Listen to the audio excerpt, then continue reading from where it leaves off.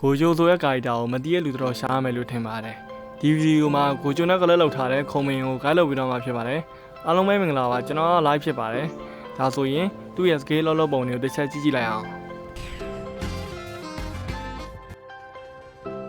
ကိုမင်ကသူ့ရဲ့ scale တွေနဲ့ enemy ကိုထိလိုက်တိုင်း stat တစ်ခုစီရရှိမှဖြစ်ပြီးအများဆုံး9ခုအထိစုနိုင်မှာဖြစ်တယ်stat အပြည့်ဖြစ်သွားတဲ့အခါမှာသူ့ဘေးနားမှာစွမ်းရည်အလုံး9လုံးက10စက္ကန့်ကြာပေါ်လာမှာဖြစ်ပြီးတော့အနား enemy ကို135 magical damage ထိစေမှာဖြစ်တယ်နောက်ပြီးစွမ်းရည်လုံးတွေက monster တွေကို 40% less damage ထိစေမှာဖြစ်ပြီးတော့ minion တွေကိုဆိုရင် 40% extra damage ထိစေမှာဖြစ်တယ်ခုံမင်ကတားရတာရှင်တစ်ခုကိုစွမ်းရည်3လုံးနဲ့ပြစ်လိုက်မှာဖြစ်ပြီးတော့ enemy ကို450 magical damage တက်ရောက်စေမှာဖြစ်တယ်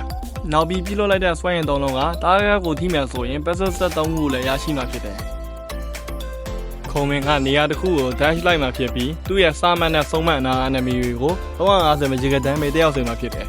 scale 2ကိုအများဆုံး2ချိန်ထိစုအောင်ထားနိုင်ပြီးတော့ enemy တစ်ကောင်နဲ့ကို2ချိန်တိတိသုံးမယ်ဆိုရင် enemy ရဲ့ movement speed ကိုရှော့ချပေးမှာဖြစ်တယ်ခုံမင်ကချိန်လိုက်တဲ့ပြစ်မှတ်ကိုစွမ်းရည်လုံးကြီးနဲ့ပြစ်လိုက်မှာဖြစ်ပြီး magical damage 450တက်ရောက်စေမှာဖြစ်တယ်နောက်ပြီး enemy ရဲ့ HD 1% ရော်တိုင်း extra damage 2% တက်ရောက်စေမှာဖြစ်တယ်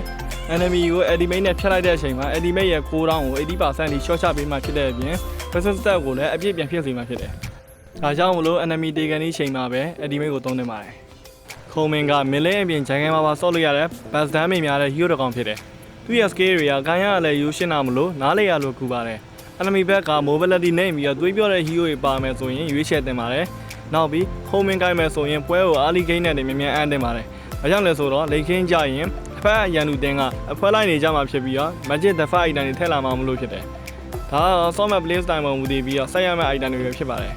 ။ခုံမင်းရဲ့ guide video လေးကဒီလောက်ပဲဖြစ်ပါတယ်။ဗီဒီယိုအဆုံးထိကြည့်ရှုပေးရတဲ့အတွက်တယောက်ချင်းစီကိုအထူးကျေးဇူးတင်ရှိပါတယ်။နောက်တစ်ပုတ်မှာပြန်တွေ့ကြပါ။အားလုံးပဲကောင်းသောနေ့လေးပိုင်းဆိုင်ကြပါစေ။